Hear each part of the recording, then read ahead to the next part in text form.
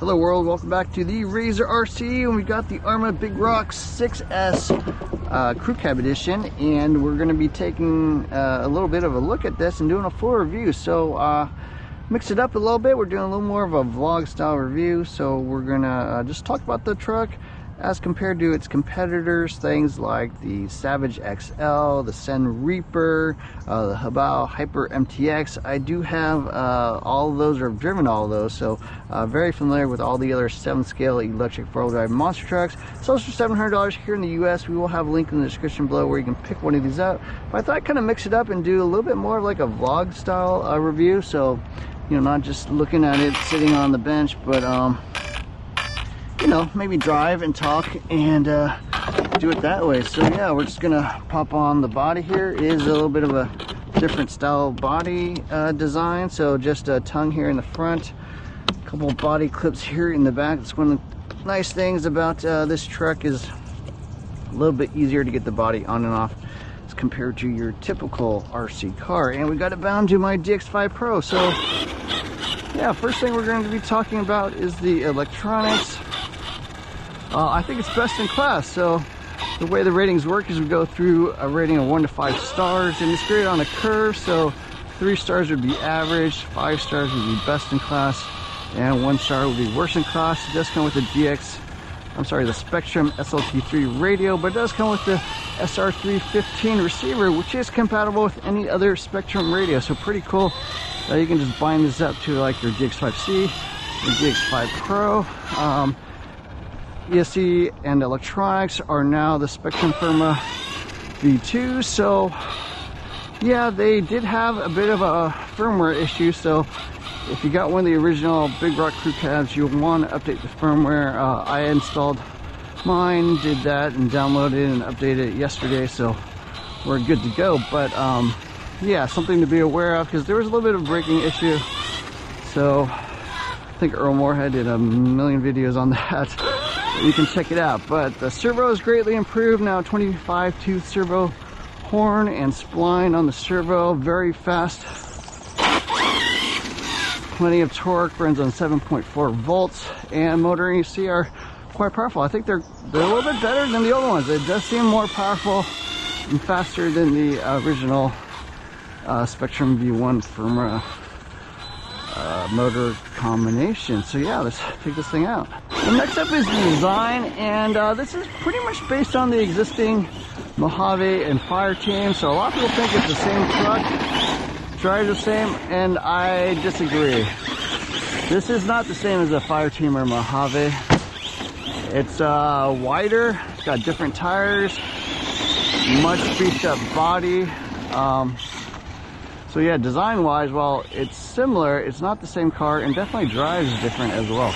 Behaves different. It's a different car or truck.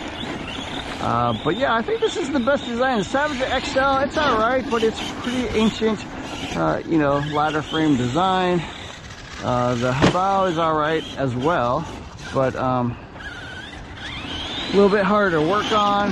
This has got more adjustments, comes with pistons that you can tune the shocks to your liking, adjustable caster, optional sway bars, or a lot of tunability in this truck, a lot of upgrades. And then we've also got the Sen Reaper, which I'm not as much a fan of for sure. This also includes the EXP differentials. It's got the EXP compatible top plate. So yeah, design wise, I think this is best in class. I'm going to give it 5 stars. It is my preference for how a 7-scale monster truck should be put together. So I think it's best in class. Performance wise, like I mentioned, it does have the highly upgraded servo, tons faster, very good steering. Power is also improved. I think it's quite powerful. Definitely better electronics package than your Habao or your Savage or Sen Reaper. Those all pretty much the same, like quick one 150 amp ESC motor combination from Hobby Wing. But this stuff seems faster. The ESC is also 7.4 volts capable, like I mentioned. Really the only downside I would say is that tires are not the greatest. They really spelled after the Big Rock 3S, and are more of an all-around tire than a dirt specific tire. So they work okay with a little bit of tuning. I think you can get the truck driving pretty well, but not as much traction as some of those other cars. So really the only area in performance I would say is not a 5-star rating. So I'm gonna give it 4 stars in the performance category. A little bit of tuning, maybe a tire swap, and that firmware upgrade. I think it drives really well. So 4-star in the performance category.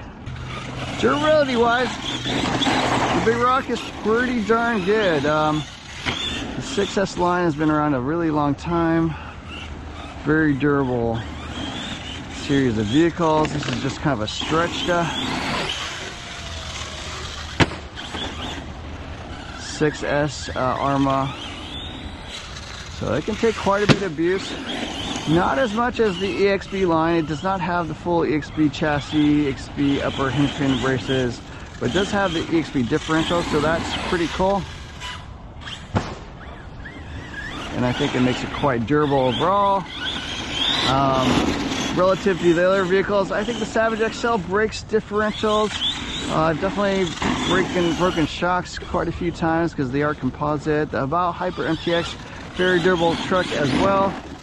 Does need some modifications because the shocks tend to bend and break on huge spins when, you know, doing backflips, but otherwise pretty durable. Sun Reaper, I don't think it's as durable. So in the durability department, I think the Big Rock gets 4 stars. If it were an EXB version, I would give it 5 stars. I did jump it into a fence and broke a few things. The rear hinge pin brace. I did also break a diff case, but the diff held, so that was nice. So durability wise, yeah, Big Rock Crew Cab, very good. 4 stars. In terms of support and maintenance, Arrma I think is going to be the best. HP is alright, but they are sort of getting their bearings, kind of getting their feet underneath them. So not quite as well supported as they were in the past. Haval, you will have to order stuff online basically. It ships from Texas. It'll take a few days to get to you. And the Sun Reaper, I'm not really sure. I know Amin has some stuff, so that might be the best place. So yeah, among all those, Arrma is definitely the best supported. They do have a 2-year warranty.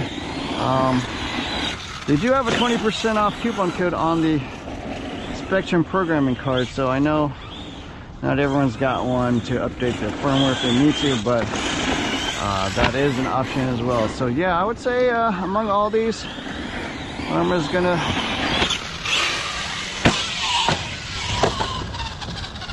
be the best choice. Big Rock sells for $700 here in the US.